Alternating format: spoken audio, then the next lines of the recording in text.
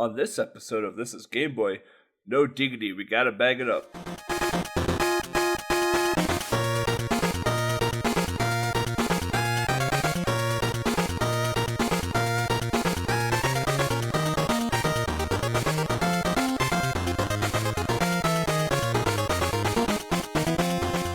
Welcome everybody, I am eBloodyCandy. With me I have my fantastic co-host, Moelle. Hello there. Moelle, what have you been up to lately? Oh, not much, playing games and the such, which is a thing I do every time, so what a big surprise there.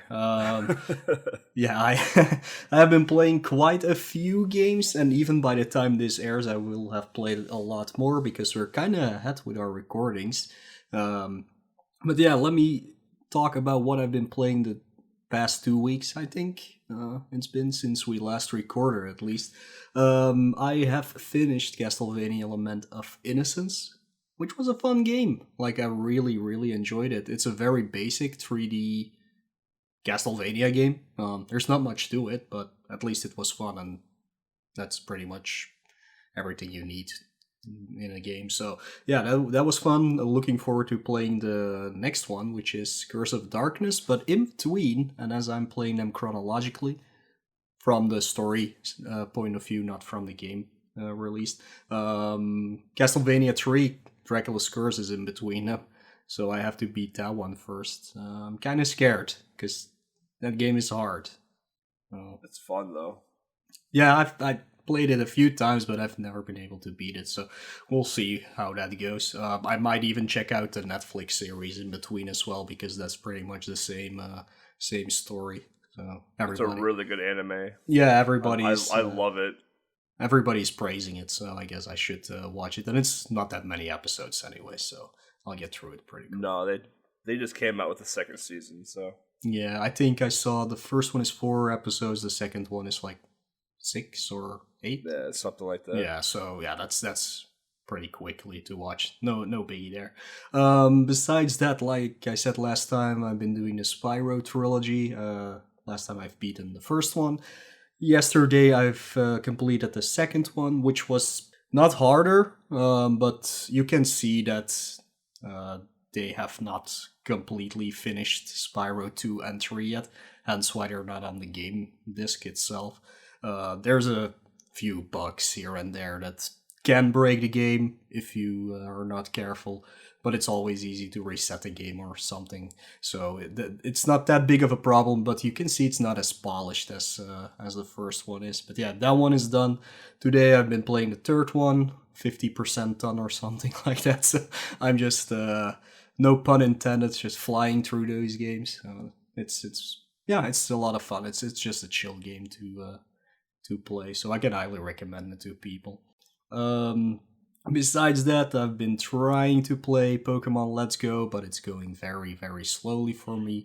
I almost up to the first fight with Giovanni, so I can get the Sylph Scope and I can go to the Lavender Tower. What's it called?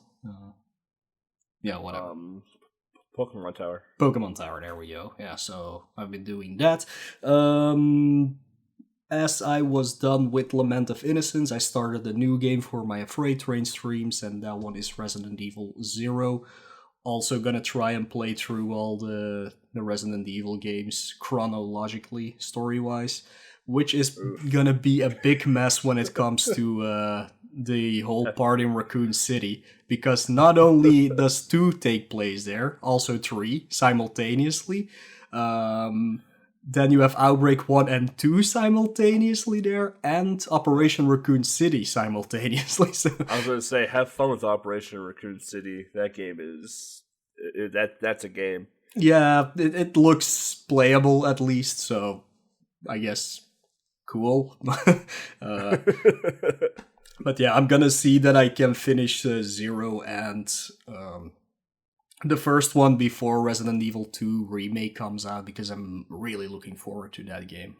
I loved it as a kid, so it's gonna be that cool remake looks awesome. Yeah, it really does. The only thing I'm confused about is, like in the original game, you had the ability to play each character from a different starting point. So you had Leon A and B and Claire A and B, but story-wise, it's actually Leon B and Claire A that are canon. So I wonder if you're gonna do it like that it's just one campaign for each, or if they're gonna do it the same way as they did originally. So that's something to look forward to. But yeah, I'm definitely super excited about that. Enough about newer games or HD games and things like that. I did play some Game Boy as well. So this week I've beaten Shin-Chan 1 and 3. Nothing much to it. They're fun games, fast games. 3 is just a bunch of mini games. 1 is a platformer that also has a bunch of mini games in between, but can't say anything bad about those games really. But they're not like the best games ever or something on Game Boy. Moving on, I went into Amazing Spider-Man, the very first one on Game Boy. A lot of people do not like the Spider-Man games on Game Boy. They are not great games, far from it, but I do like all 3 of them. They each have something. Yeah, they each just have something very fun. Like the first one is just a very hard beat 'em up, I would say. It's always hard to call these games beat 'em ups because you punch people once and they're gone. So it's hard, but I wouldn't call it an action platformer either because there's also not that much platforming in it. So let's just go with a beat 'em up. The second one is more of like an exploration game where you go from point A to point B, pick up item C to open door D, and so on. And the third one is back to being more like the original, like the first one.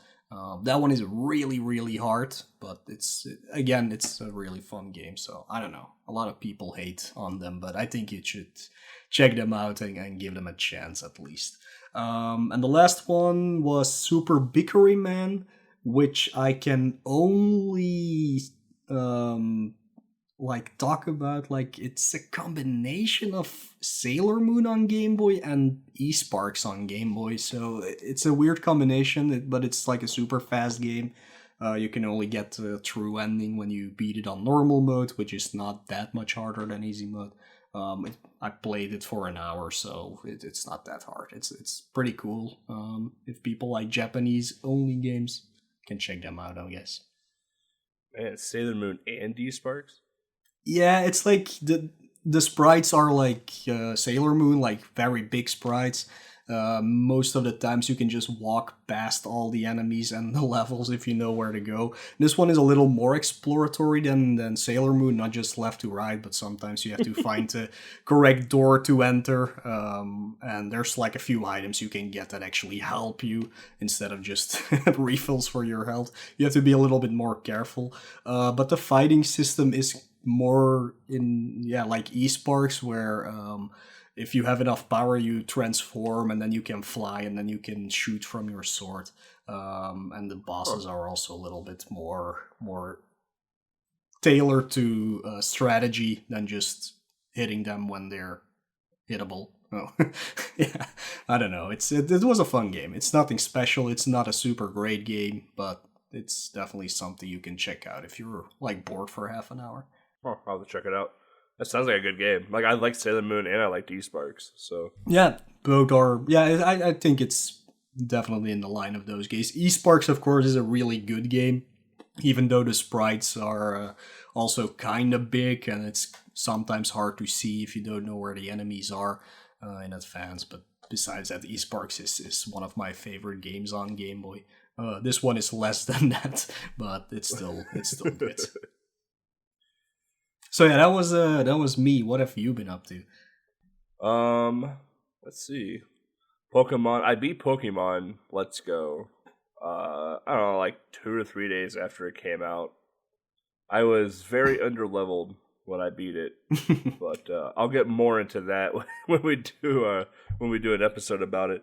I caught like 5 or 6 shinies now. I'm just like, eh. So it just like sits in the drawer at this point. Yeah. I've been playing a small little Steam game called Armello, and it's hard to describe what it is. It's a strategy board game with elements like Civ and D&D all mashed together. It's really interesting. Like, you have cards for equipment and spells and trickeries.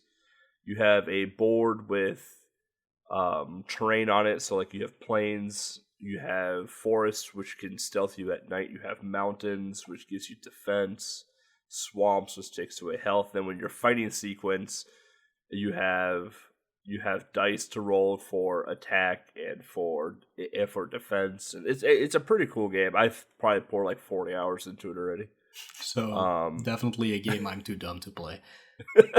That sounds so hard.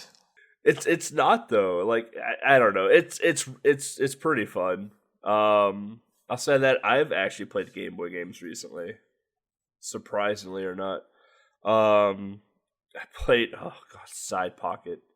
What a dumb video game. Oh god. Like, you have 10 shots to like make it through the entire game if you're gonna go that route, and it's like, no. Sorry. Then I played what you guys call FIFA 95, what we call FIFA International. Yeah. That game was it's not even a game, it's unplayable. It literally is unplayable, yeah. I can agree. I scored off a kickoff from half the pitch, and that was the only goal I made. And I'm like, well, all right. Yeah, have fun trying to figure out how to keep the ball at your player. Like, I still don't understand. Right, and then I played FIFA 96 right after that, and it was literally the same game, except you get to keep the ball when you walk over it. Yeah. And that game was playable. Then I played FIFA 98, Road to the World Cup. That game wasn't bad. I felt like 96 was better than 98, though. Yeah. But overall, not awful. Then I played 4-in-1 Fun Pack Volume 1, and I forgot how to play backgammon, so I got really frustrated on stream playing that. And then Reversi. I'm just awful at Reversi. Like, I just don't understand the strategy of that game at all. I don't even know what that is, to be honest. It's the little like checkers game where if you hop over one, depending on like if your color's on both ends, and then the things in between become your color as well. I think some people call it like Othello or whatever. Othello, yeah, for sure. And then I played 4-in-1 Fun Pack Volume 2. So much fun. The second one is, if you're gonna play one of the two, play the second one. Okay. Well, the second one has dominoes, which is fun. It has solitaire, which is whatever. It has yacht, which is basically Yahtzee. And it has another one. I can't remember what it is, but it's bad, and I don't remember how to play. Oh, it was cribbage, and I've never played cribbage before in my life. Yeah, I don't know what that is either. Yeah, so like I was like playing cribbage, and I'm like, I don't understand how cribbage is played. Like, I looked online and read about it, and there's like 5,000 page articles on how to play cribbage. I'm like, this doesn't help me play cribbage. So like, I just learned on the fly, and I'm like, I don't know what I'm doing. So if you know how to play cribbage, it might be a great game for you. But I've never played cribbage in my life. Doesn't the first one have checkers as well, or chess? Yeah, chess. The first one has chess. Chess, yeah. Which if you ever watch my playthrough, you can see I'm just a grandmaster at chess. I got destroyed in, like, I think 6 turns. On the easiest difficulty, mind you.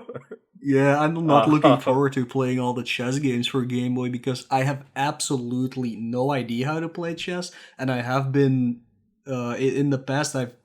People have tried to teach me, and they all gave up after 10 minutes. I do not understand that at all. I could tell you how each piece moves, but I cannot give you a strategy on how to win. Yeah, I'm 5 minutes later. I forgot how each piece moves, so yeah. It's not a game for me. Like, I did the Chess Master on Game Boy. That one took me like an hour and a half to finally win a game. And then, but there's the new Chess Master on Game Boy. I'm like, can't wait to play that one. Oh, yeah. And then there's checkers, and I'm awful at checkers apparently too. And then there's backgammon, which I haven't played backgammon in like 25 years, so I completely forgot how to play backgammon. And there's I forgot what the fourth one was. It doesn't matter anyway. I think I lost that one too. So it was Fun Pack Volume 1 wasn't very fun for me. But I'm at game 195, or just beat game 195. So I'm 5 away from my 2018 goal of being 200 games in. So pretty excited for that, honestly. Yeah. I don't know what 200 game is going to be yet, but there's in there. Plenty of short games you can try out just to reach that goal. Like, I'm kind of trying to do that as well right now. I want to hit 299 at least before the end of the year, but I think it's still like 17 games away, so I don't know if that's gonna happen during this month. You should just check my list and see what I've done versus what you've done, and see what's short. Yeah, I'm just gonna see a bunch of sports games if I still have the time, just to get rid of them. Like, nobody ever picks them if they win a raffle anyways. Might as well just get them off the list forever, so they're gone. If you want to play a really bad sports game, play Tip Off. It only came out in Europe. Oh, I don't know. And it's awful. I can imagine. Like, there are not that many actually good sports games on Game Boy, so yeah. That's true. But you can play College Slam. That's actually a fun game. It's basically college basketball, but NBA Jam style. So sure, it was only like a half hour, I think. It wasn't bad. Yeah, that sounds okay. Because again, I really not a sports guy, so the rules of many of the sports are just lost to me. Like, I still have no idea how American football works. That game does not make any sense at all to me. So getting through those games is gonna be fun. But like always, I'm just gonna do one match, and I don't even care if I win or lose anymore. It's come that far that I don't even care anymore. I just play them. Here's the game, everybody. Have fun if you wanna waste your time playing these things, but I'm not gonna do it. The Game Boy football games, American football games, you don't even need to know the rules. You just pick a passing play and throw the ball. Yeah, that's all you gotta do. Like, I think Tecmo Bowl is the only one I've played so far. That impossible game, just not playable for me at least. It was tough. I almost lost in the Super Bowl. Yeah, that was back when I would do my game goals for sports games would be play a full season. Yeah. And I spent 12 or 13 hours playing Madden 97. Oh, and then at that point on, I was like, yeah, I'm never doing this again. I can imagine. Like, the only one I've played through fully was Nintendo World Cup, which is a great game. But when I revisited it, I only did like the final match because it's constantly the same thing. And the only difficult thing about that entire soccer game, for people who call it soccer, is literally the final match. The rest of the games are free, so yeah, I just did that one again. Yeah, the final match was tough. Like, there was like the curve was flat up until the final game, then it just spiked to impossible. Yeah. So that's fun to like actually do, because then you have a goal and you get an actual cool. You actually get a credits thingy, so yeah. Yeah, World Cup was a fun game. Yeah, it was a good game. Yeah, and for people who don't know that, it's a Cunyo football game, so it's like fighting and soccer at the same time. Like, you can take down your opponents and they're just lying on the ground for like half an hour. It's like super dodgeball, but with soccer. Yeah. But it's not as good as Magnetic Soccer, though. That is the GOAT of soccer games. It's alright. Yes. I'd rather play actual foosball than that one. But you can play foosball on the go. Yeah, no. I mean, it's not bad or anything, like, But yeah, it's bleh. The controls took a long time for me to figure out, but once I did, it was all right. Hardest difficulty is impossible in that game. Yeah, I didn't even try that. Whatever. Oh man. So yeah, anyway, when we come back, we'll be talking about Moelle Mania. Hooray! boy, Mania. boy, do we have stories for you. For Stay sure. tuned.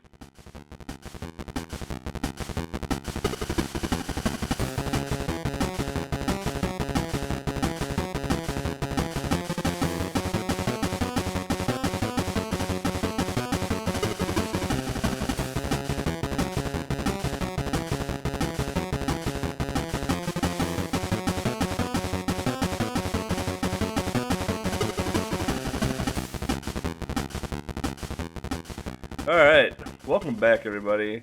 Yeah, Moelle Mania. This is a very late game in the Game Boy life cycle. Very late game. Would come out in Japan on July 21st of 96, and then come out in the US February of 97. Did it come out in Europe February 97 as well, or just 97? It just said 97. Like, most of the times when you look at the European release date, they just say the year. Well, I'm not sure why that is, but... Huh, it's interesting. But yeah, this was developed by a company called Pax Softonica. I think they're just called Softonica now, aren't they? Yeah, for But sure. yeah. But if you listen to the Balloon Kid light, you probably heard this name because they developed Balloon Kid for the Game Boy. They did Wave Race, Donkey Kong 94, Top Rank Tennis. Yeah, that's all on Game Boy they did. Yeah. And they were they a part of Nintendo's R&D 4, or were they in like collaboration with Nintendo's R&D 4? Yeah, they worked together with Nintendo for Yeah. a few games, not that many, and most of them were in fact on Game Boy. But also a lot of the games that they made for Nintendo only came out in Japan, so we have no idea what those are, because the names don't ring any bells or anything. But yeah, they worked for quite a while with them, but when they changed to just Softonica, they actually stopped working for Nintendo completely. And they still make games and software, but mostly only for the Asian market. And actually, most of the time, they teach game design right now and programming in China. Yeah, I was gonna say, from what I read when I was doing the Balloon Kid light, they were doing a lot of like learning and just like tutorial programming at this point. Now they weren't making like Balloon Kid 2 or anything like that. So, but yeah, going on to Nintendo's R&D team. So Nintendo had a bunch of like different development teams, associated with them. They had R&D 1, which was basically like Mario and stuff like that. But Nintendo's Entertainment Analysis and Development, or EAD, was once upon a time Nintendo's Research and Development Team 4, or Nintendo R&D 4. It was the biggest division inside of Nintendo. Always curious though with this is that whatever happened to the other 3 or 5 teams that they had, because they had R&D 1, R&D 2, R&D 3, and 4, and we all know like R&D 1 was typically the Mario and the Metroid team, but like did all of them eventually merge into EAD, or did they just disperse the divisions and just make something else altogether? That's always something I've always tried to find, but it's kind of hard to find information on some of Nintendo's inner workings for some reason. I don't know why either. Yeah, Do you know, Mo? No idea. Like, this is the only information I found, and that's that like R&D 4 just merged with the software planning and development division of Nintendo back in 2015. So now they're known as EAD. But I never hear much about R&D 2 or R&D 3. It's mostly 1 and 4, to be fair. It's interesting. Because I know it has... Because I know EAD was preceded by the creative department, which people had... Which it was just basically built with people with 14 trillion different jobs. Mm-hmm. Like Miyamoto was a part of that. Takuza was a part of that as well. And they both managed EAD Studios. And they're always in credits. Like even to this day, you'll probably see some sort of Takuza or Miyamoto in the credits, like whether it's a thanks or a homage or a he had his hand in this, type deal. Like they're always a part of the credits in some sort of manner. But yeah, EAD had a lot of good games in the works. Donkey Kong, Mario, like we've already talked about, Animal Crossing, things of that nature. So the Wii, yeah, the Wii. That was a weird console, a weird time for gaming. Actually, caused a lot of troubles that you still see nowadays. Actually, which I'm not very fond of. Especially what the Wii did was open up the gaming market to a lot of everybody, resulting in games that weren't really games, and otherwise making a lot of games way too easy, so that everybody could play them. And that's something you still see nowadays, because there's a lot of games still getting released that are just too easy. And then you of course had the Dark Souls franchise, and now every time there's a game that's even a little bit harder than anything that came out on the Wii, it's like, it's the Dark Souls of blah, it's the Dark Souls of blah. It's just awful. Thank you, Wii. I love when you get on that soapbox about the Dark Souls thing. Oh, I just hate it. There's like two terms I really hate in video gaming, or in reviewing video games. It's the Dark Souls off, especially when talking about really easy games. I think I said this last time, that some guy wrote that the new Spyro trilogy, suddenly the difficulty ramps up and it becomes the Dark Souls of Spyro games. Absolute... because those games are made for kids. And the second term I really hate is a Metroidvania, because if you want to use the term Metroidvania, Metroid itself is a Metroidvania, and that does not make any sense, for starters. And it's not because you have RPG elements in your games that suddenly it's a Castlevania game, or the other way around. It just stop using that term altogether. It's just like an exploration action game. Is it so hard to just say that? No, we have to use Metroidvania. Oh, it drives me mad. When I submitted Kid Nicky to SGDQ 2018, it's 2018, yeah, 2018. I wrote in the comments that this is the Dark Souls of the Game Boy games. Oh my god. And I was really hoping that people would read it and just start laughing. And it made like the GDQ like submission tweets and everything else. I'm like, oh, this is fantastic. Oh, mind you, like Kid Nicky is hard to play fast. It's fairly easy casually. Yeah.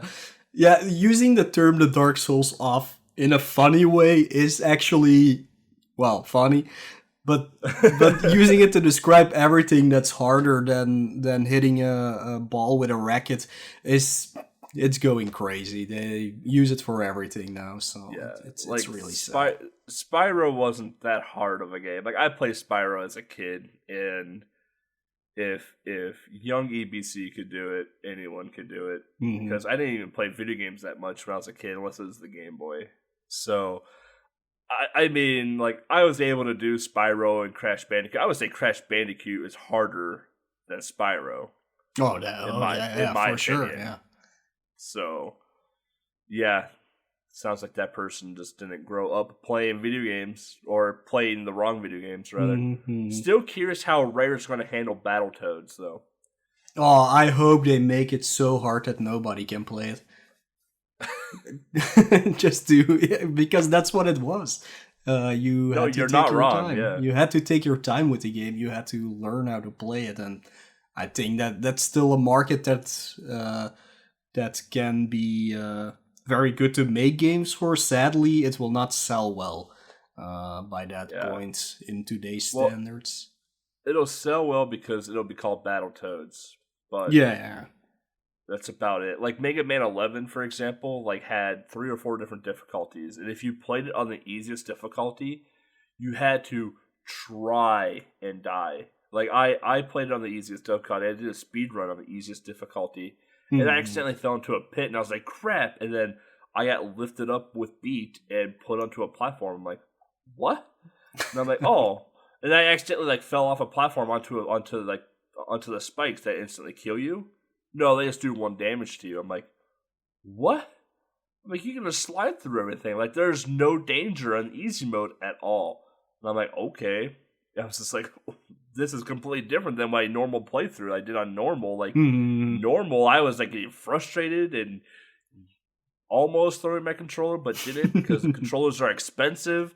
And I was just like, man, like this is a Mega Man game right here. And then I played the easiest version. I'm like, I hate anyone that would play this as their blind playthrough. This is not a Mega Man game. Yeah, I get that. But yeah, thank you, Nintendo EAD, for starting that whole thing with the Wii series. So that was a little appreciate it. Yeah, thanks a lot. Oh man. But yeah, I mean, EAD was responsible for a lot of other things too, like Zelda, everyone's favorite franchise, Nintendo franchise, Zelda. Yeah, because Mario is bad. Let's see, all the hot takes. Animal Crossing, dude. Animal Crossing's a very underrated game. I love Animal Crossing games. Yeah, it's nothing for me, but I do see how people can love that series. No, that's super boring for me. No, thank you. I played what's the one that came out for 3DS like really early on, like New Leaf or something like that. I caught so many bugs. Oh man, it was a blast. I paid off my rent so fast, and then they came out with Pikmin, which I played Pikmin 1 back in the day, and it was okay. That's a series I could never get into. Yeah, the only Pikmin-related game that I played was the one actually in Nintendo Land.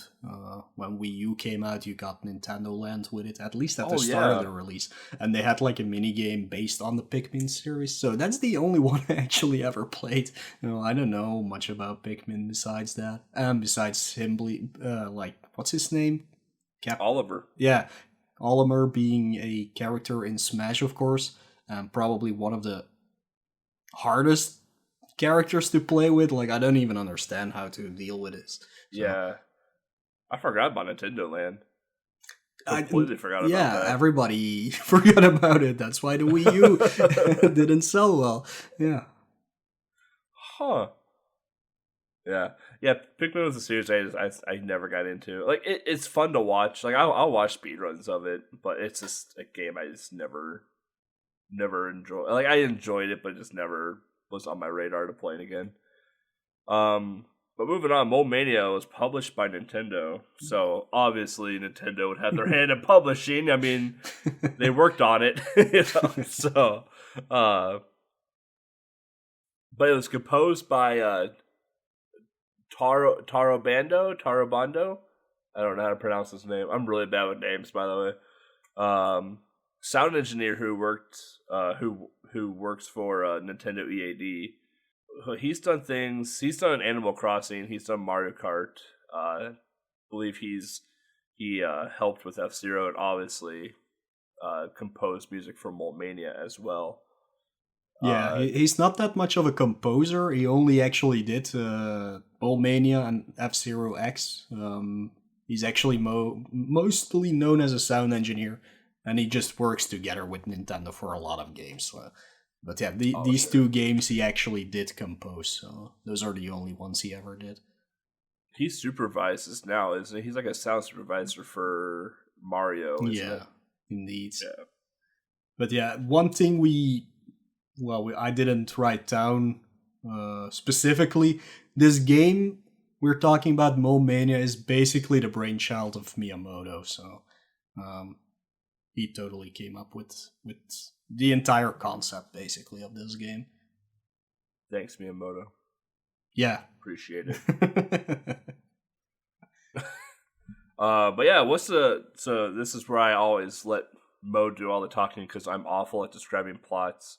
So, Mo, what's this game about? Yeah, pretty easy. You don't even have to know the plot really, because the beginning cutscene basically is this plot, so you can just play the game. But in case you're wondering what it is, anyways, once upon a time there was a mole named Muddy. He lived happily with his wife Maggie and their 7 children. One day, when Maggie and the kids were playing outside, Jinbei, the evil farmer, appeared. Maggie tried to protect her children, but Jinbei was too strong for her.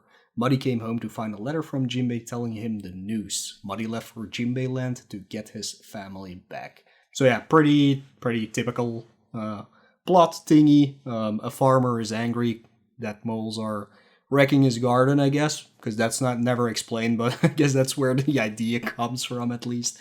And yeah, he steals or kidnaps the wife and kids of the main character, and then you have to go and rescue them. So nothing special, I guess, but pretty original. Something that was never done before this game, at It's least. not the mole's fault. They're blind.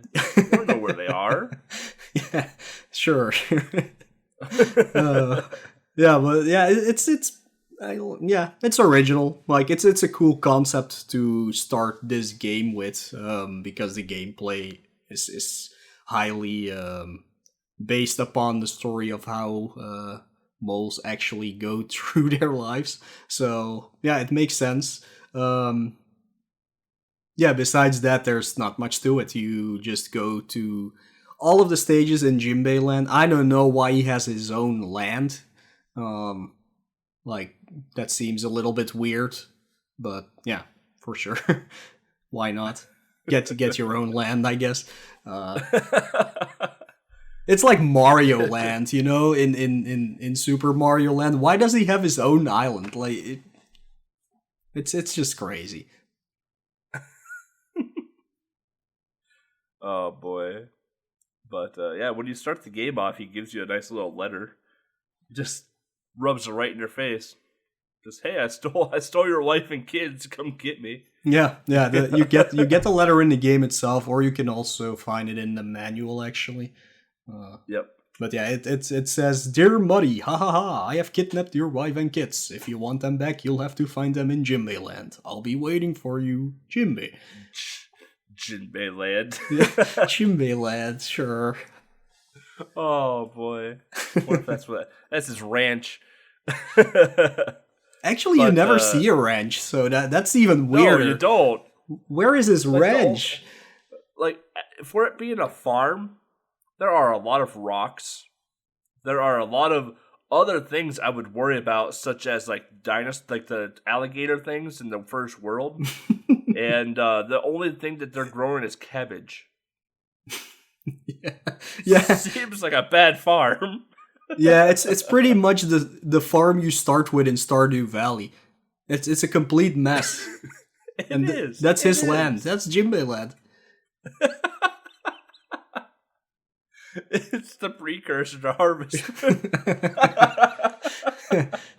Or it's the sequel where what happens when you don't take Ooh. care of your farm. It's like the After dark that, sideline, like in the Zelda timeline when he didn't defeat Ganon, and this is when you didn't manage your farm. It's the bad timeline. Oh boy! But speaking of, I actually have a manual for this game, and it's a pretty cute manual, mind you. Like you open it up and it has all the characters in the manual. They're like hand drawn scanned, obviously, but they're like hand drawn in, And they all look very good. And like on the very last page of the manual is this adorable baby mole. I'm assumingly one of his kids, and it's adorable. And like that's all it is. The page is just a baby mole, and like the whole manual is cute. It doesn't really tell you much. It tells you the plot, obviously, and how to play the game. But for the most part, like that's all it tells you. But the actual art in the manual is really good. Yeah, I really enjoy well done manuals. They don't even have to say a lot of information. Just looking at the art, because like I'm a graphic artist, so it's always nice for me to see a lot of cool art and stuff like the manuals. Like some of the game guides. Sometimes I just buy game guides for the art that's in them, not even to have a walkthrough or anything. But like I have most of the, at least starting from Final Fantasy X onwards, I have most of the hardcover guides just because they're cool to look at. There's a lot of cool art in there. Probably two of the best game manuals out there or guides came from Fangamer. People know that website. Yeah. They make a lot of like, how do you call it? Things. I don't know. Like the ones I'm talking about are the Earthbound and the Mother 3 manual that they actually produced themselves, and it's just such a fun read. The Earthbound one is based on the one you got with the game, but it's a little bit more detailed. So it has like fun tidbits like tourism stuff. I have another manual like that, but now I don't remember which one it is. Yeah, I have a few game guides. I had every single Legend of Zelda hardcover strategy guide, I guess you can call it. Mm-hmm. But I mainly just use them for the art. I have like the history of Hyrule or the Hyrule Historia, whatever it's called. I have that. I have the Fangamer Zelda one as well for Hero of Time, I think it is. Which is just like a big like hardcover book of like a bunch of art and everything else. If you guys don't know, I like Zelda franchise a lot. I have all the Metal Gear guides as well, just because I really like Metal Gear Solid a lot. Me too. Metal Gear is probably my second favorite franchise for those that don't know. And I have a bunch of others. Like I have a bunch of Blizzard ones from like their old StarCraft, their old WoW days and stuff like that. I have a World of Warcraft strategy guide, which I have no idea why they would ever make one, but I have one. But some of the art in there is actually really cool.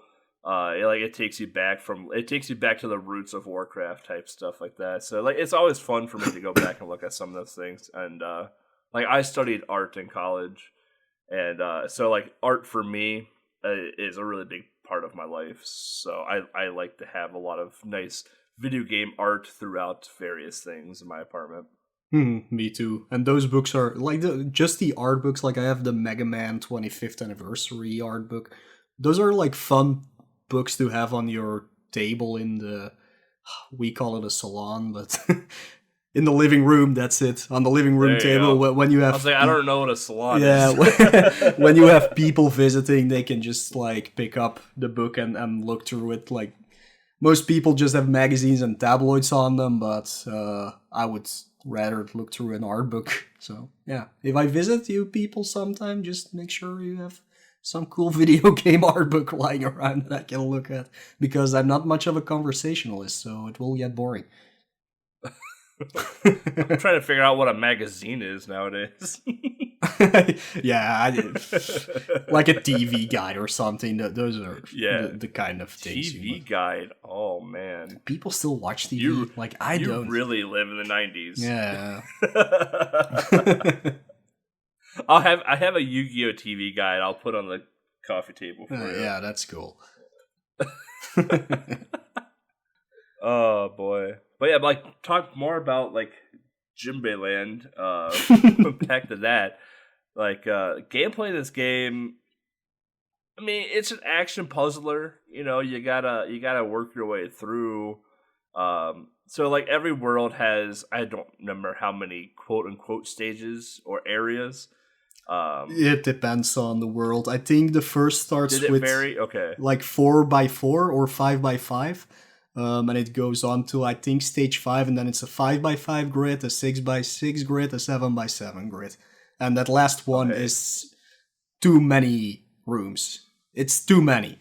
Don't do I would that. say like the last two worlds are too many. Yeah, it's too many. And some of them But aren't even rooms where you have to do anything, and it's still too many. So yeah, like you go through, and the point of the game, or the point of the game in each area is to figure out how to go from the entrance to the exit, and that's going to be a combination of Muddy, you're the main character, either throwing some rocks around, pushing some rocks around, and maneuvering through a maze type thing, mhm. either above the ground or below the ground. Yeah. And if you start digging holes, if you start moving rocks, like throwing rocks around or just pushing rocks, if the rock goes into a hole, it resets. So there's a strategy side or a strategy element to the game as well, where you have to um, intelligently think where you're going to place your dig holes, because you are going to have to go underground, like almost the entire game. You are a mole after all. Digging is part of your life. Mhm. Um, and then obviously you throw a cabbage. Well, I guess not obviously. For us, it was obvious. You throw a cabbage into a hole, and you get a quarter of a health. I think it's like a quarter of a health heart. Correct? You collected all the cabbages. I did not. Yeah. Like the main reason for collecting cabbages is actually just completion stuff. But if you are hurt, because you have 4 hits, by the way, so you can actually die, but you just reset from the last room you cleared. But if you are hurt and you throw one of the cabbages into one of your digging holes, you actually do get like part of it back. So And then, so yeah, so like once you throw a cabbage in, you get some health back, some points, completion if you're if you're a completionist. And then along the way, they have like these little, like, if you dig underground, sometimes you'll see like a little like path that goes like off into Netherland, and you go over there, and like there could be some there could be some one ups, there could be some health, there could be a bonus area, like you step on it and you go into like a bonus game. And the bonus games I did not enjoy at all.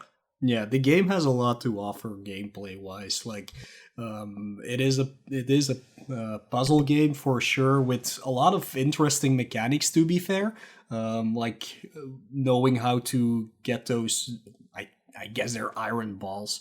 How to get those around the stage is pretty cool. Like, Oh, are they? I think so. I'm not I sure. thought they were rocks. I'm not sure what they. I think they're iron balls, but yeah, doesn't really matter. But what you can do is you can push them, you can pull them, or you can throw them over you. So even if if you dug a hole and you want to get the ball over it, you just have to push it near the hole so you can ascend from it and then throw it over you. So that's a cool mechanic. There's things you can only push.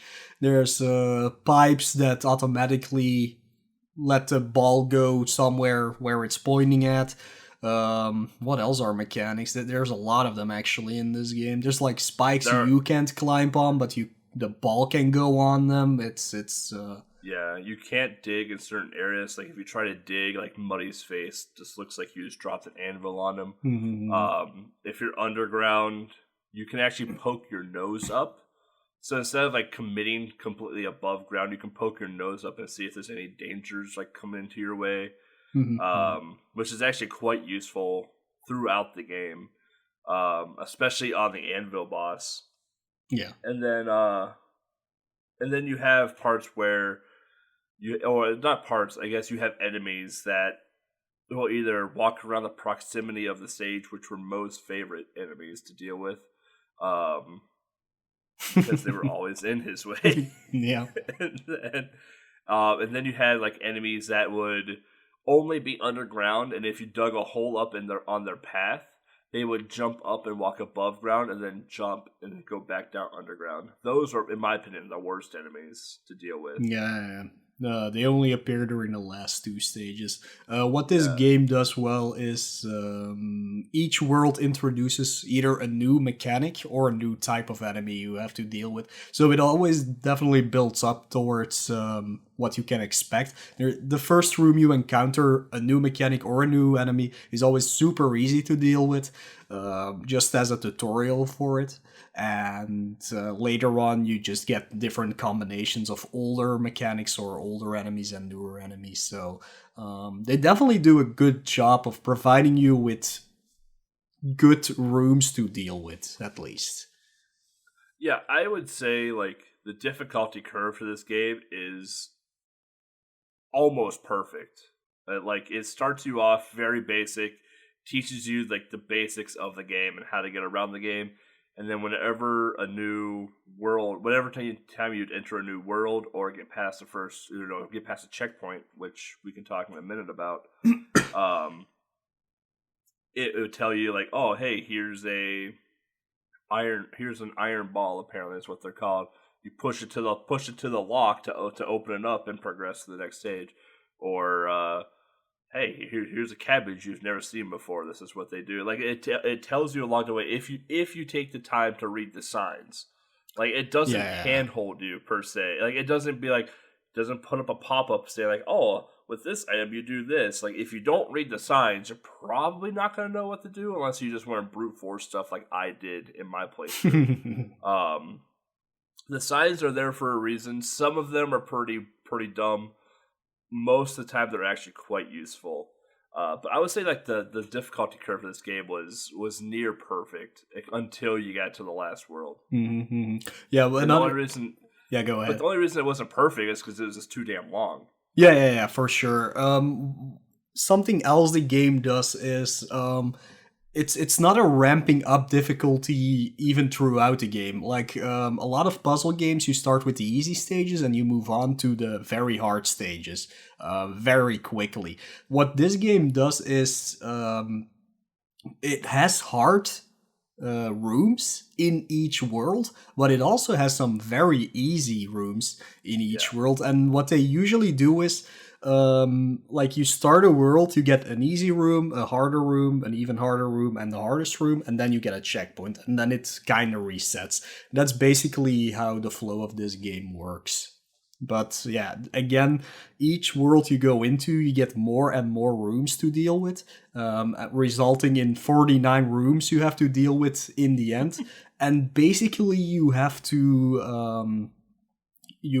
multiply them by two, because not only are you working on an upper level, you're also working on a underground level. right. So Z basically, in the end, axis. you get 100 rooms to deal with. Yep. Yeah, it's too much in my opinion. But the checkpoint rooms are cool though.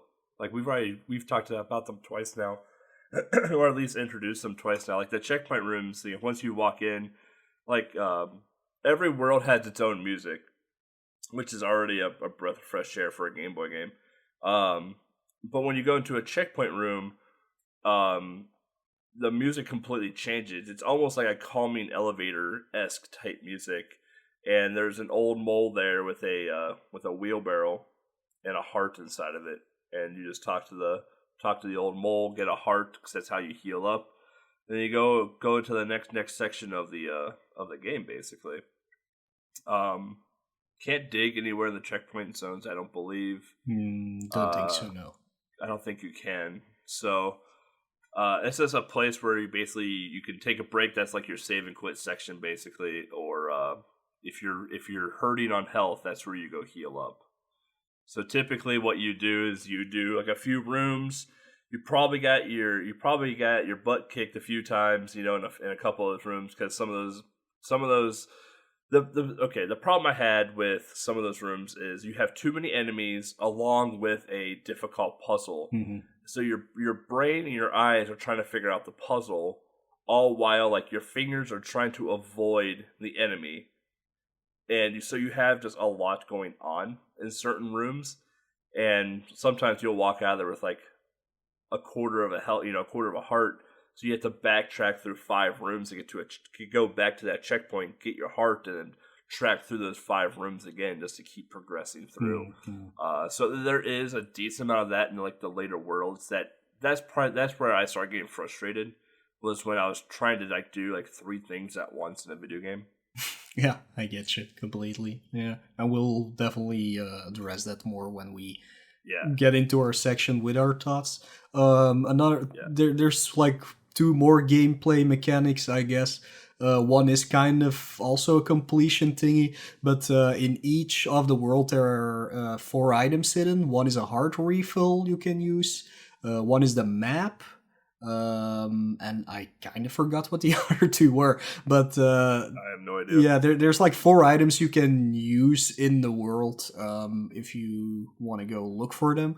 And besides the entire puzzling section of the game, each world comes with its own boss fight, which is more action based than the typical rooms you're in, but they're also still kind of small puzzles.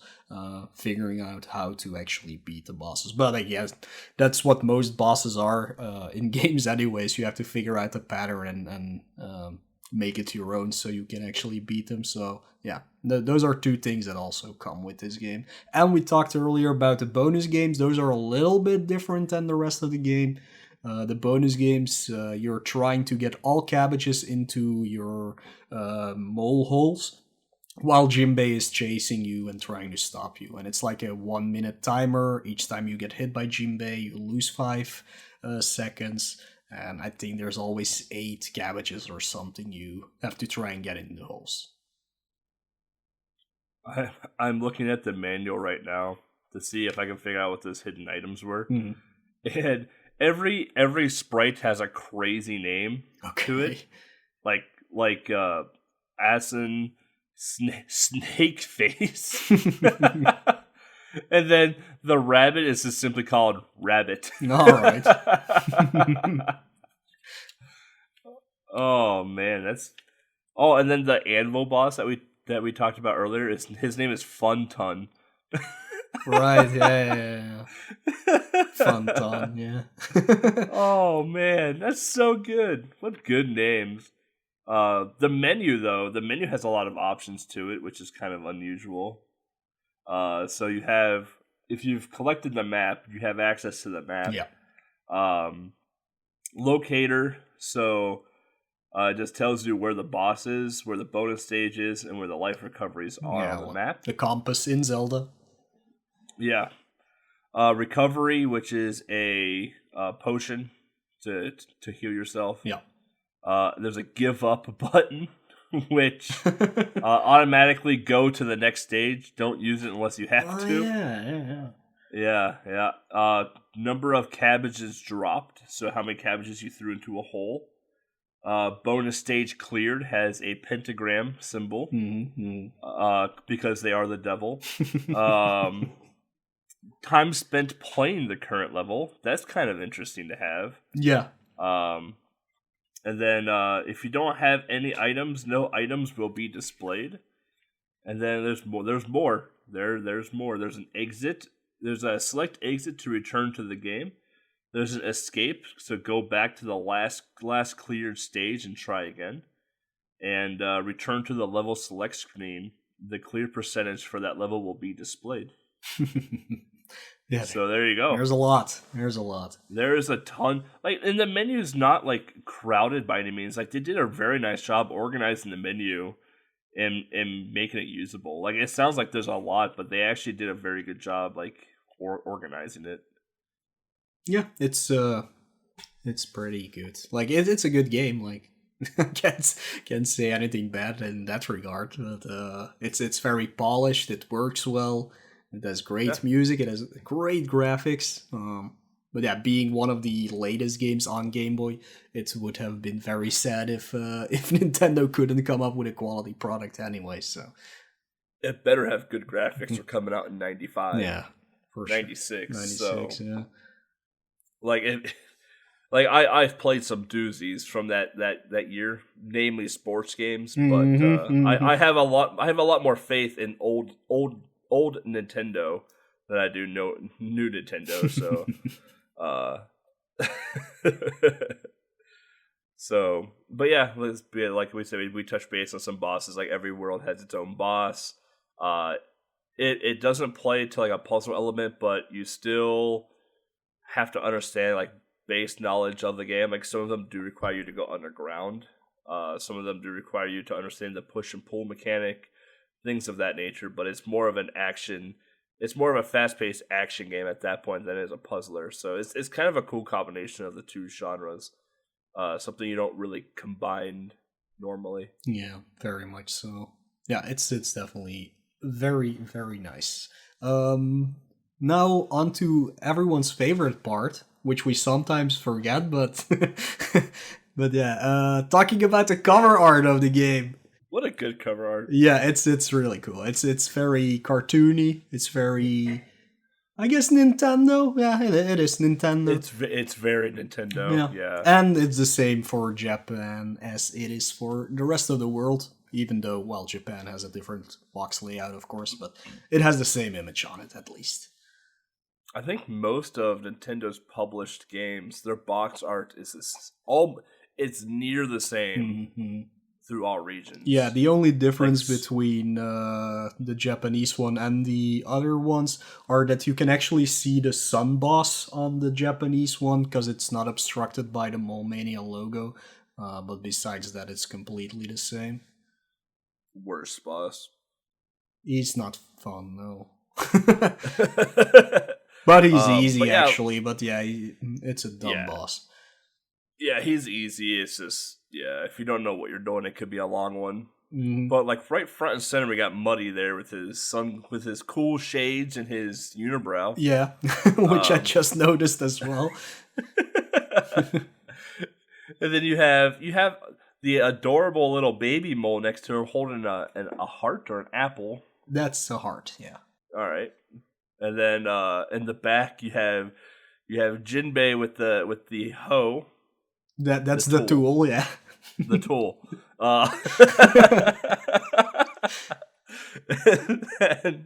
And then in the background again you have Old Mole, which looks like Moses almost, and then you have Wife Mole, and then you have like only 2 children back there. So apparently the other 4 didn't make the cut. And then you can like see a little bit of Sun Boss. What the heck is it? I think his name is Sundays. I have no idea. It's not even been that long, and I have no idea what the boss is. His name is Sundays. Sundes. His description: "Hey, bright boy, bright boy. What? On Sundays, my flash attack is very blinding. Water is my weakness." Yeah. Oh boy.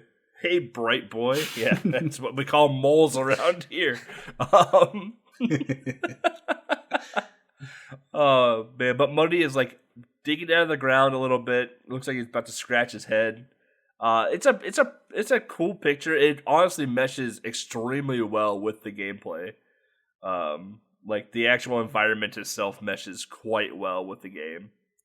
Yeah, and it's just a really nice cover art. Like it's one of the best on Game Boy, really. Yeah, like it's colored quite well. Like there's a lot of different colors. There's a lot of contrast. It's very well done. It's very Nintendo. Is the best way to describe it. Yeah, it will be really easy to spot a cart if you're looking for it on like a flea market or anything. It's like, oh, hey, look, it's Mole Mania. And then you're right, because it is. Yeah. Yeah. You'll dig Mole Mania. Says it right on the box. For a while, you will. For the first 4 worlds, you will. Oh man. But we apparently got some trivia on this game, huh? Yeah, but it's nothing much really. Like Muddy does not appear in any other games. So this is the only one you will actually see. It's not even in Smash or anything, not as a trophy, which is kind of strange in my opinion, because there's a lot of weird games in there that nobody has ever heard of. But this one slipped under the radar. Not only when it came out, but still these days actually. Not that many people know this game. That's of course why we're talking about it. But yeah. you might recognize the Muddy as maybe another character from a more popular game series, Mario, as he looks very much like Monty Mole. So, yeah, of course they're both made up by Miyamoto, so it's normal that they maybe look similar. So yeah, that's a similarity, and something I found, and I'm just gonna read this. So this is a trivia I found somewhere. A likeness between the evil farmer Jinbei to Mario is often cited. Additionally, Jinbei's minions include a cast of Yoshi-esque dinosaurs, similar antagonist-protagonist role reversals of characters like Donkey Kong, when paired with the substantially similar character designs between Mania and Mario franchises, lend credence to the theory that Muddy and Monty are actually the same character, as are Mario and Jinbei. But yeah, that's a bunch of horse manure. They are just both designed by Miyamoto, so of course they have similarities, but they are completely different characters. They have nothing in common at all. Yeah, like just because they're made by the same person, published by the same company, doesn't make them the same beings as another franchise that they do. It's just like there's similarities, yes, but yeah, and Jinbei does not really look like Mario. He would more look like Wario, but still not completely. So, I would say Jinbei is more resemblance to Wario than Mario, and I would say Muddy Mole is more Muddy Mole than anyone else. You know. So yeah, it's a weird thing I found, but apparently some people say they are the same character. It's weird. I bet those people call things Dark Souls. The Metroidvania of Dark Souls of the Mario franchise, probably. Moving on, there was one other thing I found which was even weirder than anything I said before. There's actually a creepypasta written about Mole Mania. I've read it. I think you just read it before the just read it. It's completely not scary at all. I think it's something very lame, actually. Kind of sad that I read it. But yeah, besides the fact that the person actually uses a Super Game Boy 1 to play the game, it's not scary. So it's pretty amusing, honestly. Like I was reading through it, like I asked Mo, I was like, "Was this in the game?" Mo was like, "No." And I'm like, yeah. Oh, I'm like, I don't remember that in the game. Yeah, but yeah, that's about all the trivia we have on this game. Again, it's not that well known too, so yeah, it's normal that there's not that much trivia about it. But there is some general reception of the game, which is rare for us. Jason, why you give me names, man? Jason Cipriano. There you go. There you go. See. I have no idea who that is, by the way. I don't know either. I didn't even know how to pronounce his last name. Yeah. Of MTV, back when they played music videos, praised the game's short and to the point puzzles. Him and I need to have a talk. I don't think we played the same game. OneUp.com had compared the game to Adventures of Lo when it comes to gameplay. Not too far off. No, but Adventures of Lolo can burn in hell. Especially the European American Game Boy version of it. I can't talk about the Japanese version. I can't talk about the series on NES. But the Game Boy one, I wish that game did not exist. Yeah. I remember with this, I watched Mike Matei, the AVGN Mike. Matei, yeah. Yeah, I watched him play Mole Mania on his stream, and I feel like he may have had the same thoughts that we were about to provoke onto the world. Mm-hmm. So, but yeah, I watched him play. Like he's on stream in a way. I don't know what his final thoughts were of the game, but as a viewer, he seemed to enjoy the game as well. It is a fun game. It's just it gets long. Yeah, yeah. I haven't seen him play it. I know a lot of people do not really like Matei much in comparison with him with James Rolfe, but like I don't know. I enjoy his content. He's a very chill dude, and I like watching his content a lot. So yeah. But so yeah, when we come back, we will actually give you more of our thoughts about Mole Mania, and buckle up.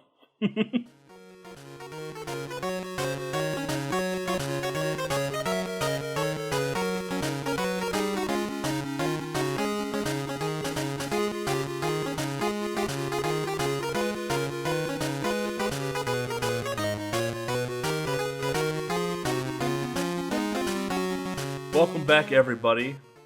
We're going to talk about our thoughts on the game, our history of why we played this game or how we found out about this game. And yeah, like I said earlier, buckle up. This is going to be a bit of a ride. For me, I watched John Carlos play this on his stream. Which, by the way, John, if you're listening, you need to finish Mole Mania still. Just a heads up. But I watched John play this for his Game Boy Quest, and I don't like puzzle games. I don't like anything about puzzle games. I'm just not good at them. But I thought the game looked pretty cute, and it had the action element to it, which I could get more behind than the actual puzzle stuff. So yeah, when it was time for me to pick a game for Game Boy Adventure, John told me to play Mole Mania, and I think he was a little surprised when I beat it in 2 days. So, but that doesn't mean it didn't come with frustration. Like the first 3 worlds, I cruised through the first 3 worlds, no problem, and then I hit the end of World 4, and then I hit World 5. And then my frustration was starting to build a bit more because that's when things start to become too much on the screen. Like, that's when you have to start dealing with the actual puzzle element versus dodging enemies at the same time. And it's the first time you're meeting an enemy, so you at first don't know how to react with the enemy. Like I said, some of the enemies will just walk on the outside of objects or the map itself. Some will just be jumping in and out of holes, or some will just move back and forth. But you don't know that blindly going into the stage, so you have to either sit and learn and how to react to the enemies, or figure out their movement, or worry about the puzzle and then get hit a bunch of times. And it's that part really got frustrating. And then as I hit World 6 and 7, my frustration meter was maxed, just because it was then getting too long. The worlds themselves were just too long. There was just more and more and more stuff in each puzzle, and it just became a nightmare by the end of World 7. But the boss rush was a breath of fresh air, but the checkpoints in the boss rush are bad, in my opinion. At the start they're okay, but when you fight Jimbe, if you die to him, which you will, you get to start 3 bosses back. And you're like, well, great. I love fighting this gopher mole boss thing again. That takes 100 years to fight. Can't wait to play that. But it was a nice breath of fresh air. But a lot of my time got sunk into the boss rush because I couldn't kill Jimbe. And then, by the way, Jimbe, if you don't understand Jimbe's movement, and you don't have a lot of time to figure it out either, because he's fastest farmer in the world, in my opinion. You'll just get owned. He'll just wreck your day. The controls though, I thought the controls were fantastic, and I honestly thought the Super Game Boy enhanced border to the game, which we didn't talk about at all, was very, very fitting. The border was. It said Mole Mania on the bottom, and it had Muddy's paws in the bottom left and right corner. And then it was just a hole, you were diving into a hole. Because the border was just like a dirt mound. So you were diving into a hole, and inside the hole was the game. I thought the border was exceptionally well done. I would say the best Super Game Boy enhanced border I have yet to see on Game Boy. Outside of that, the sprites were adorable. Everything in the game was cute. Everything in the game was well thought of. Every little detail that you would hope to find from a Nintendo game was definitely in Mania. Yeah, I think we're kind of thinking the same line about this game for sure. So a lot that I will have to say, you already addressed a little bit as well. So in either case, the game was first brought to my attention by Bangera. He had played it before and he really liked it. So one day he won a raffle on my portable pleasure streams, and he asked for me to play it. So I just started it, and I got through Worlds 1 and 3 fairly easily, just like you actually. And then I just stopped. For some reason, I don't know why. Maybe I had another project going on and I just stopped playing that game. But I moved on from it, so it was a few months or even years before I got back into it. Our producer Lex had been poking me for quite a while to play it because it's her favorite game for sure. And then you suddenly said, "Hey, let's do the next episode on it." So I was kind of forced into playing it again. So yeah, I started doing that again. First 3 worlds beaten in one go again because They're easy, pretty short. Pretty easy, so yeah. But then the rest came, and I just want to start by saying, from an objective point of view, this is probably one of the best puzzle games on Game Boy, and also probably one of the best games on Game Boy whatsoever. So whatever I'm gonna say about it, or whatever EBC said that might make it sound bad, it's just a subjective point of view, or maybe even not. Maybe it's just a train of thought you have to have while playing this game. But yeah, don't let our thoughts on this game turn you off from playing it, because I can highly recommend it. It is a very good game. Yeah, so you definitely have to play it. But yeah, let's let's dive a little bit more into this. The controls, they are really easy to understand, and for the most part, they are actually pretty decent as well to use, but they're also easy to mess up in my opinion. And what I'm talking about in particular is the digging button.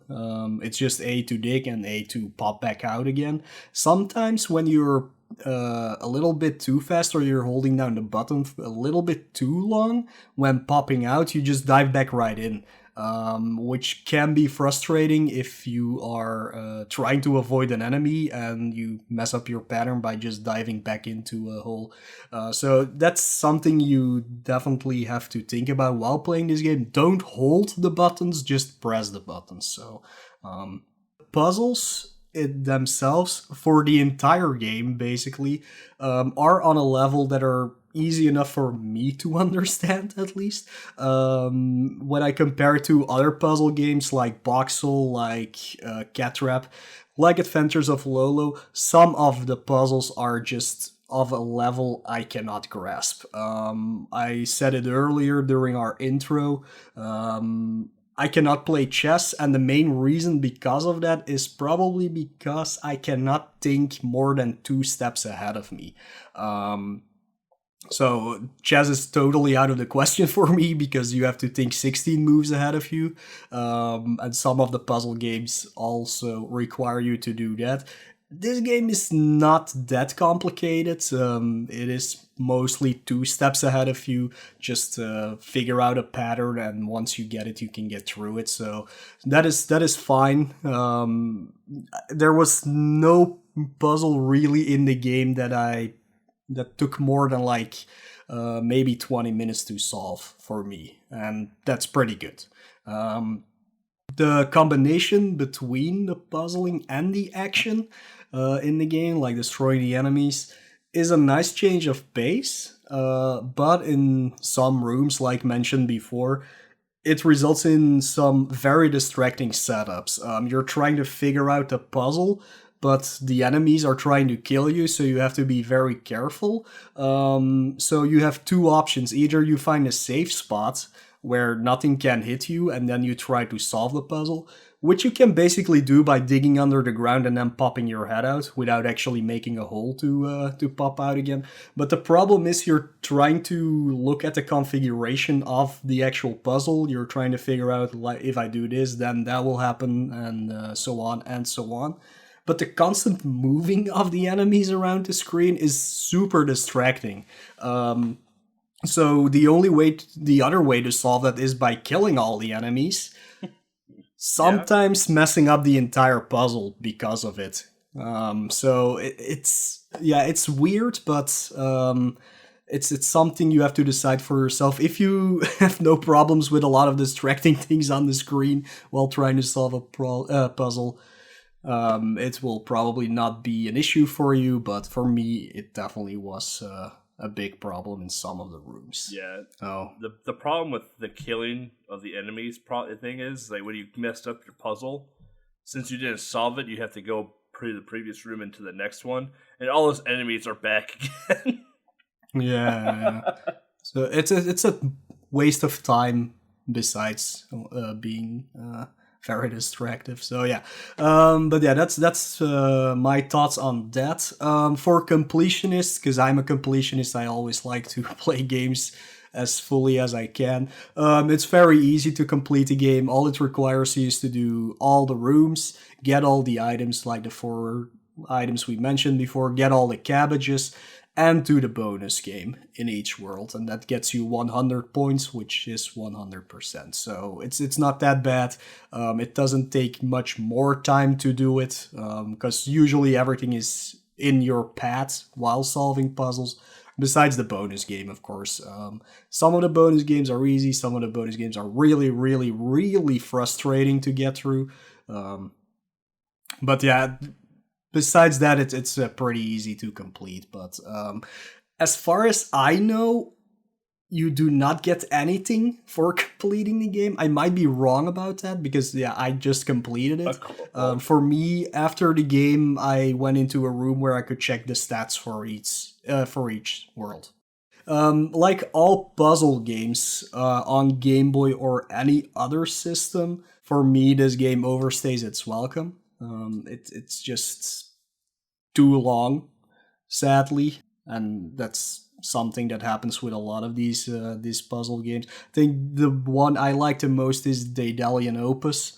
I think that's 32 levels, and then the game is done. This has like, what, 200 rooms or something. It's crazy. Most of these Game Boy puzzle games have like more than 100 stages in varying difficulty. But yeah, that's too long, unless you are playing it in the way it's intended to be played. These types of puzzle games, they're actually meant to be played like an hour, then an hour some other time, whenever you feel like doing a few puzzles and getting through them. Then it's also fun to have that much content for a game, because you can play it for years and years, basically. For what we are doing, trying to complete games, trying to get through an entire Game Boy library, basically, these games are really frustrating because we just want to move on. And that kind of results into getting angry at these games a lot. It's just frustrating to having to play one game for like 14 or more hours, constantly doing the same thing over and over again, and really, really tiring out your brain, because we go in sessions of 3 to 4 hours each time. It's very tiring, and that also leads to frustration. And again, I've apologized already to people who are watching me play this during the final part of it. I wanted to get it over with, which got me really, really, really mad. It only has happened twice before, I think. So yeah, apologies for anybody who was there during the live stream. I actually did record the final thing offline afterwards, just so it wouldn't happen anymore. But yeah, for people who were looking for a fun puzzle game to play for a very long time, definitely do this. Otherwise, just do not try to rush it at all. It's not gonna be fun. Yeah, you'll need patience for this game. Yeah. Even though it's not a hard puzzle game. Again, so compared to other ones, this is a pretty easy one. Yeah. What really got me especially was after these 7 initial worlds, you get to the final world, which is, of course, the boss rush. I was not in a state of mind to go from thinking 2 hours to just an action game. I was not ready for it, which also led to the frustration and me screaming a lot. You're better off just finishing the 7th world, waiting a day, and then going back into the game. That's probably better, because the next day I tried it again and I beat it like in 20 minutes or something. So the biggest problem with the final world, like you already said, EBC, is the checkpoints. I don't understand why they did not put a checkpoint before Jinbei. It's so crazy. They want you to figure out his pattern by doing the bonus games, but it's a completely different setting than those things. And maybe you've picked up the health potion, so you might have the ability to heal at least once. But the first time you're entering the Jinbei fight, you're just gonna get creamed. It's a crazy fight if you don't know what you're doing. Maybe a hint for people who are trying to play this game: do not hit him with a ball. Just do not hit him with a ball. It messes up the entire fight. Sure does. Oh, yeah, that's the only tip I can give you without spoiling too much. But yeah, not having a checkpoint before him, always having to do the 3 other bosses again and again and again each time you fail is a big middle finger towards the player, compared to the rest of the game, which gives you a checkpoint each time you beat a room, actually. So yeah, but yeah, those were my thoughts on the game. Yeah, the final boss, Jinbei, is rough. Rough at first. Once you understand his movement, it's not bad, but the first like 2 or 3 times going in there, be prepared to play the last 3 or the last 2 or 3 bosses again in World 8. The game is good, don't get me wrong, but like I did the same thing you did, where once I finished World 7, I dove immediately into World 8, thinking that I was going to be doing some more puzzles and then face off against the final boss. And it was the complete opposite, where I'm all of a sudden a Mega Man boss rush against everything I just fought. And I'm like, okay. By the way, the best boss in the game is a snowman boss, though. Yeah, that's the most forward one. I would say the others are a little bit more puzzle heavy. The 2 brothers is the worst fight in the game, in my opinion. I still do not understand how to do it without getting hit. Watching you do that fight was frustrating for me to watch you do that fight. I'm like, what are you doing?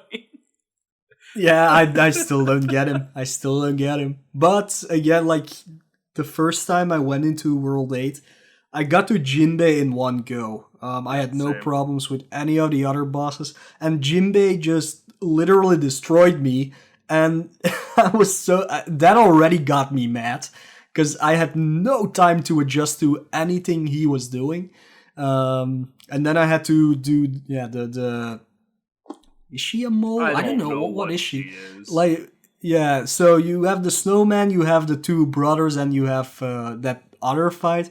The first one takes a lot of time, so it gets more frustrating because you can't hit her.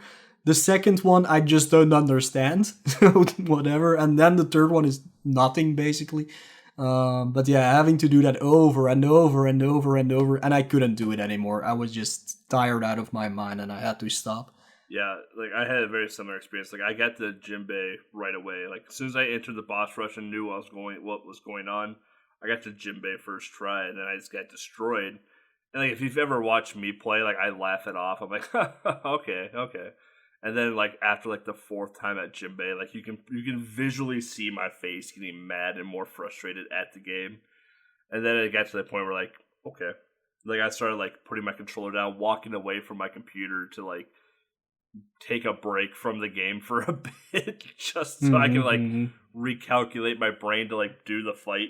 I was like, all right, okay, but yeah, sounds like Mo and I had a very similar experience. Yeah. Oh man. And I think a lot of people, when playing the games like we do, for our system challenges, will have the same experience. Yeah. So just a warning, just take a break each world, even, or something like that. Yeah, take like 20 minutes and just walk away from your game. Go do something that's mind-numbing, and then just come back to it with a fresh set of eyes. That's like the best advice I could give someone for this game is take a break after every world and go do something. Go read. Yeah, anything. Go do perlers. I don't know what people do in their free time anymore. I don't have free time, so I don't know what it's like. Speedrunning section though. This is Legs' section here. Since she's the dominant one trying to beg for speedruns with this game. There is a leaderboard. Mm-hmm. There is a leaderboard on speedrun.com. I don't know what the world record is. I think Atros has it or some other person has it. I don't know. I just assume Atros has every world record in the world. So I don't think it's Atros. I'm not sure. But it's an interesting game because there is a cool glitch. Oh, speedrun.com is broken apparently. So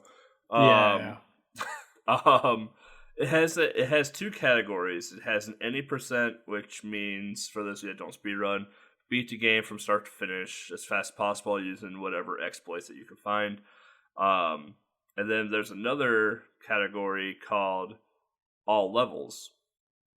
Now, the any % category is interesting because in the first world, once you get to the first checkpoint and enter the next room, you're greeted with a steel ball, according to Mo, where you have to, I don't know what it is, a ball of some sort, where you have to grab it and move backwards, I think it is. Yeah, move backwards as the T-Rex thing hits you. So, therefore, Muddy's X position is slightly off of the grid. Like, it's in between the tiles. And then it lets you walk basically out of bounds. And you just keep going up on the screen. And then at some point in time, you start wrapping around the screen. You press start. You save and quit to the level select screen. And then there's magically a path to World 8, which you just go to World 8 and do the entire boss rush plus Jinbei. Like, that's any %. I think the runs of that are like 8-9 minutes long, something like that. And then there's all stages, which utilizes a very similar glitch, where, again, you set up the same thing in stage 1, but instead of going all the way to World 8, you go to World 2. And then there's another glitch where you hit yourself out of bounds, go and kill Sundays, then go to World 3. The same thing, hit yourself out of bounds, kill whoever that boss is, etc., etc., through on out. And I think that's like a 15-minute speedrun, I think.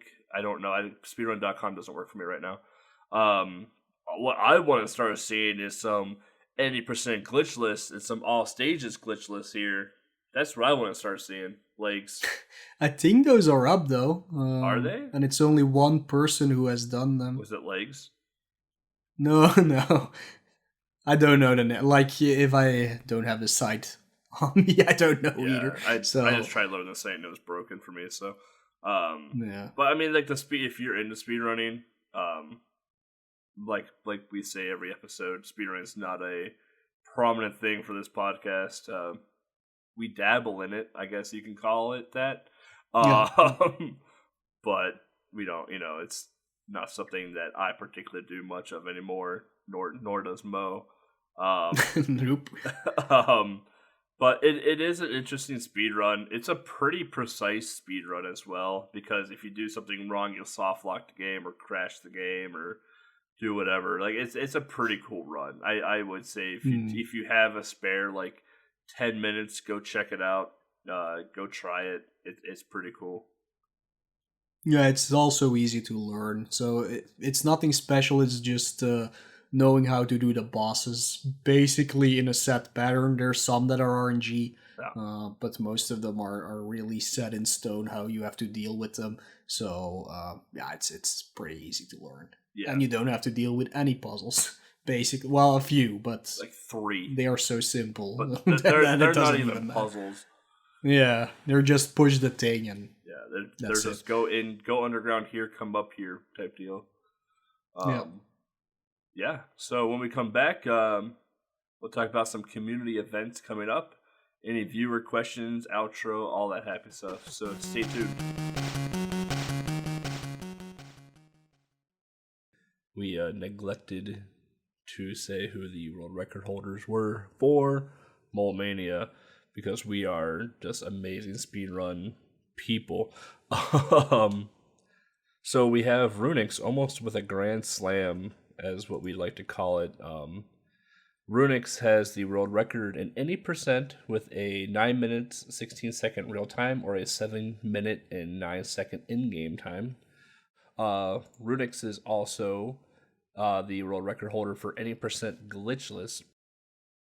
And then all levels, everything, view rules, beat each level with its respective bosses. I don't see anything in here about out of bounds at all. So the world record holder for this is Yumi Subasa CH from Switzerland. Yeah, with a hour, 5 minute, 28 seconds real time, 50 minute, 51 second in game time. And the 80% glitchless, like I said, is from Runics. 1 hour, 59 minutes, 42 seconds real time, and 1 hour, 41 minutes, and 30 seconds in-game time. Played on the Game Boy player, and the other one was played on an emulator. So, yeah. When we come back, I think we closed. I don't know. Legs, you're good at splitting this stuff. I don't remember what I said in the episode. We'll talk about some community events coming up. Any viewer questions, outro, all that happy stuff. So stay tuned.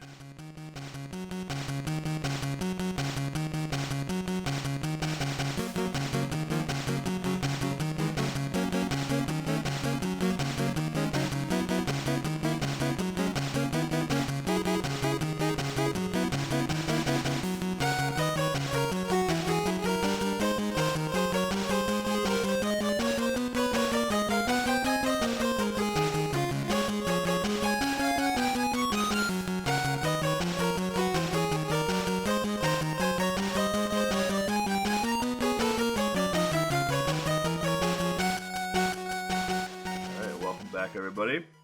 Community events. The only one that I know of coming up is Midwest Speed Fest's Winter Marathon, and I don't even remember what they called it.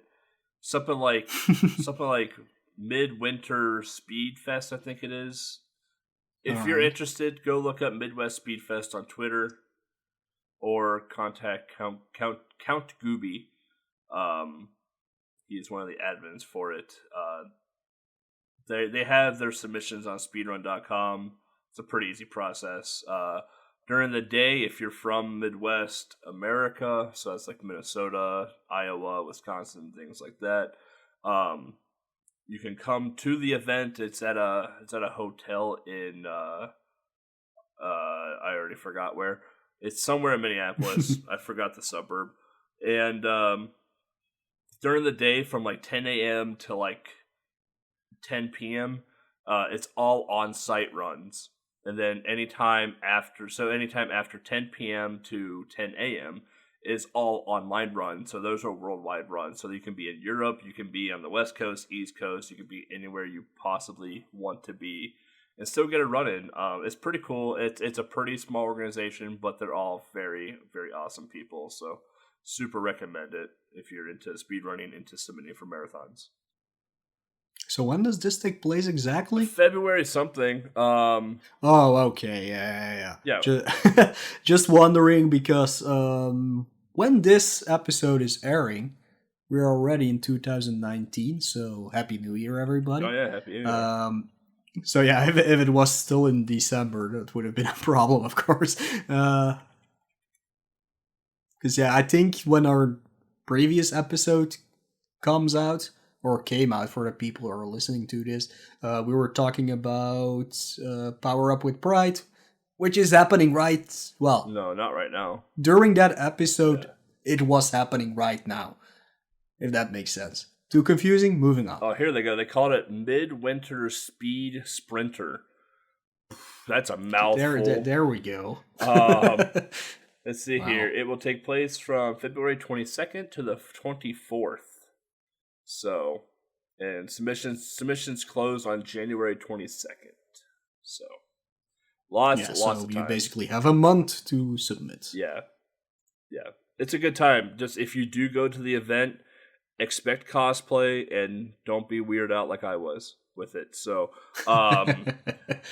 one of my bucket lists in life was to see cosplay in real life. And then when I went to Midwest Speed Fest, because they did it during some sort of con at the hotel that SGDQ was at, I went there and it was just cosplay everywhere. And I'm just like, well, this was on my bucket list, but now it's off because I don't ever want to see this again.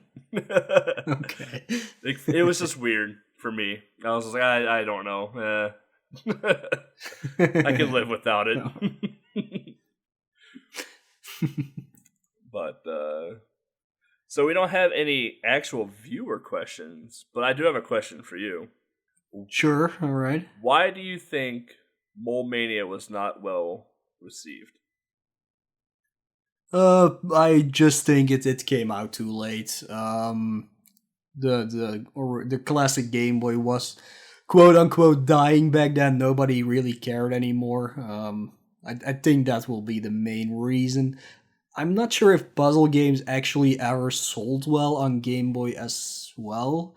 There are billions of them on the system, but I don't think they were ever highly regarded. So maybe that's another problem.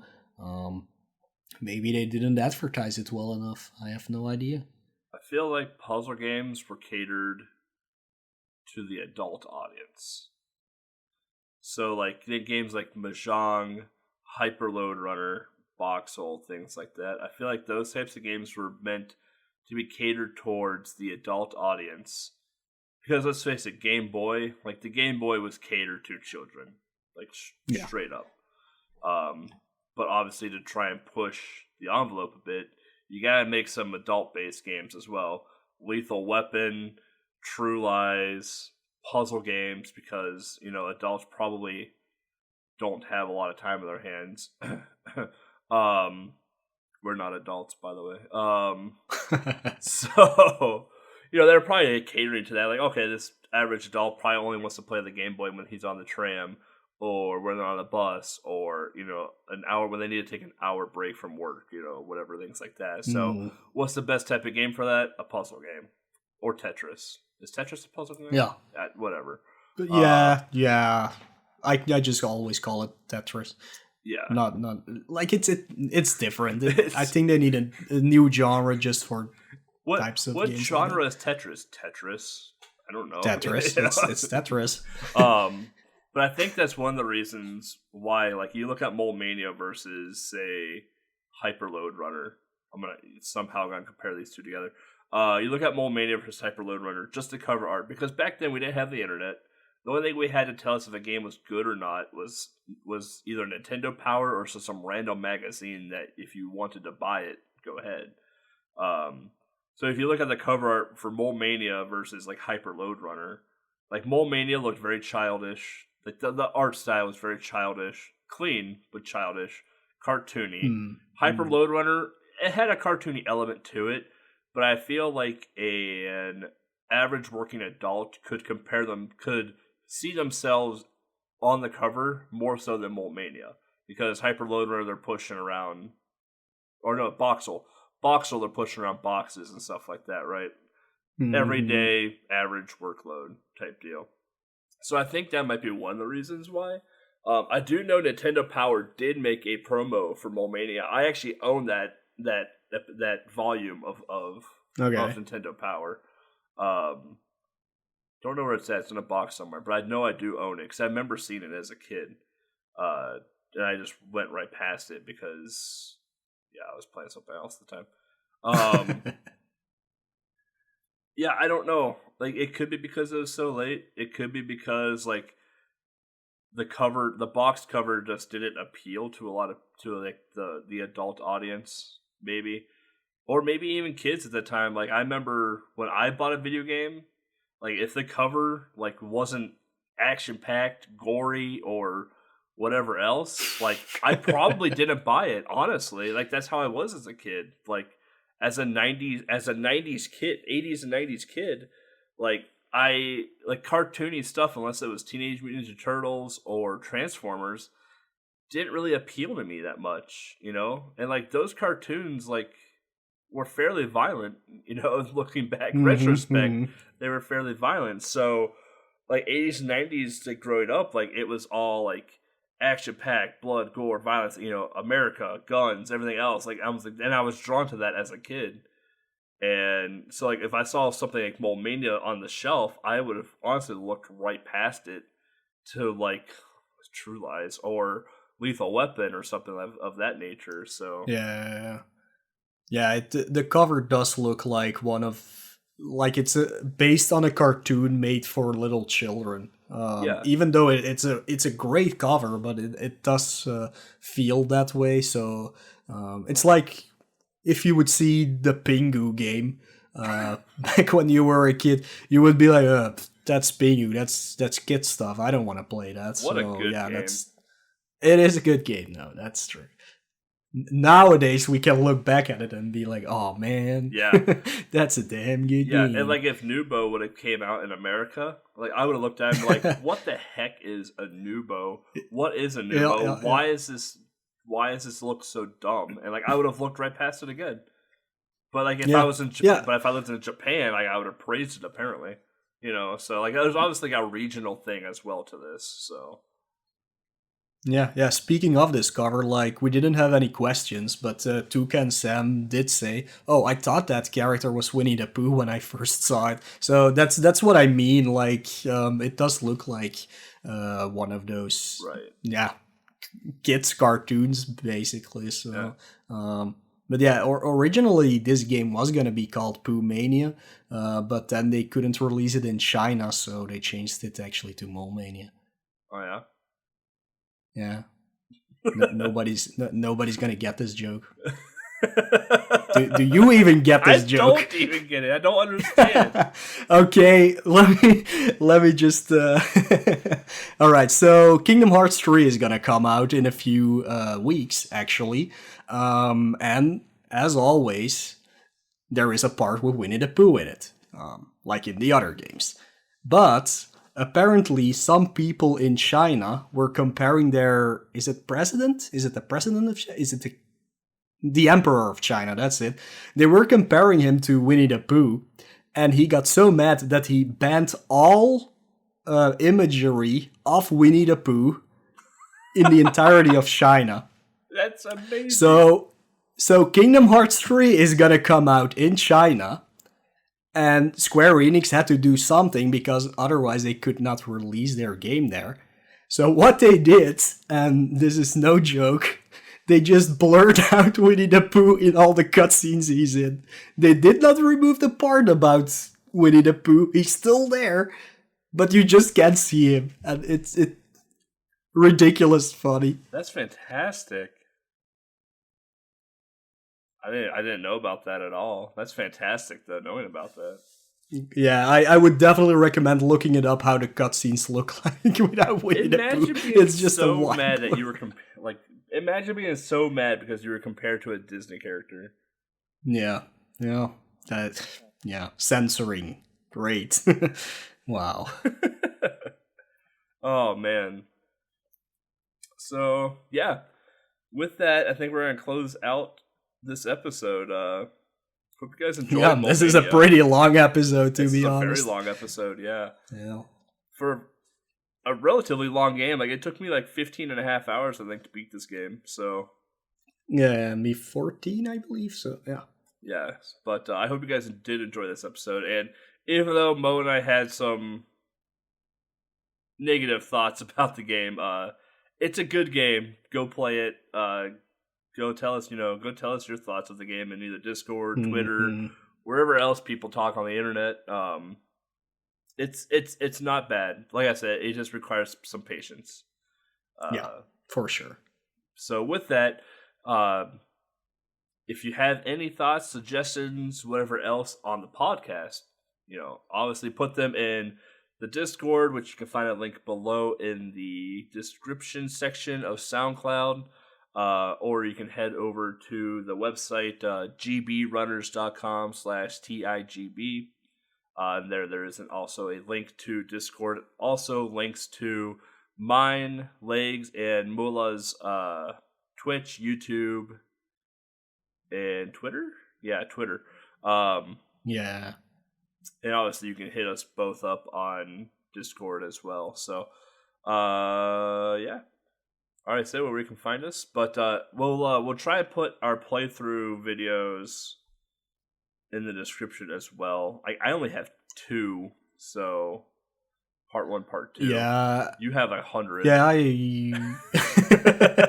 yeah, I think it's 5 or 6 parts for Mania alone, but then I just usually link the first one. I'm trying to update all the previous episodes as well if we have a playthrough available from us during our system challenge, if people want to check that out, so they can do that. They can find a link there.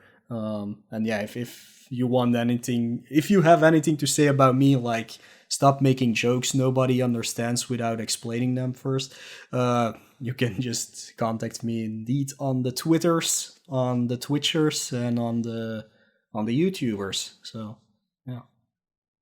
Speaking of YouTube, my Hercules video is just blowing up. Blowing.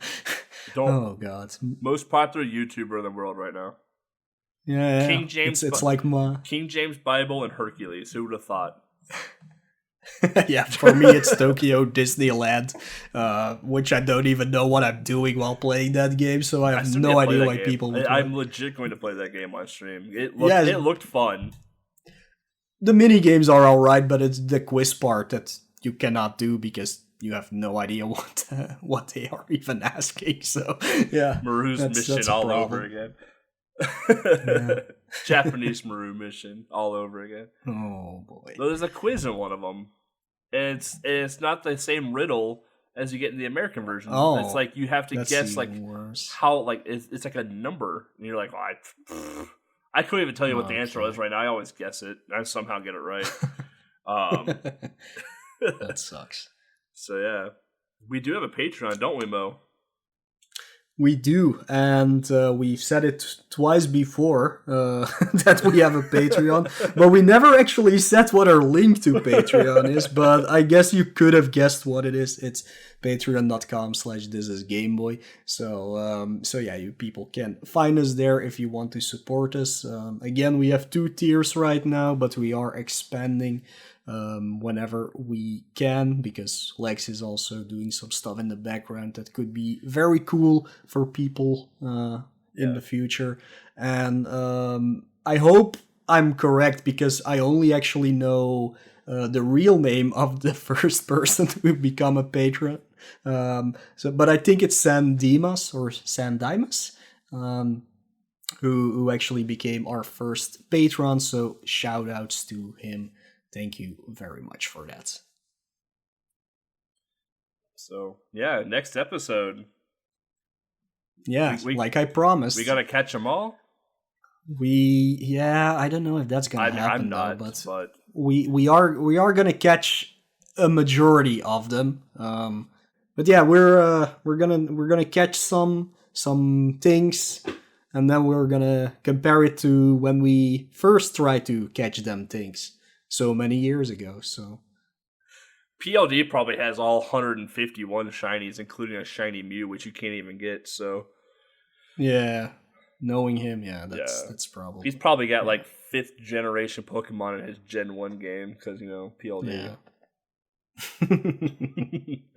All right, guys. Thank you all for listening to Moelle Mania, and see you next time. Later, man.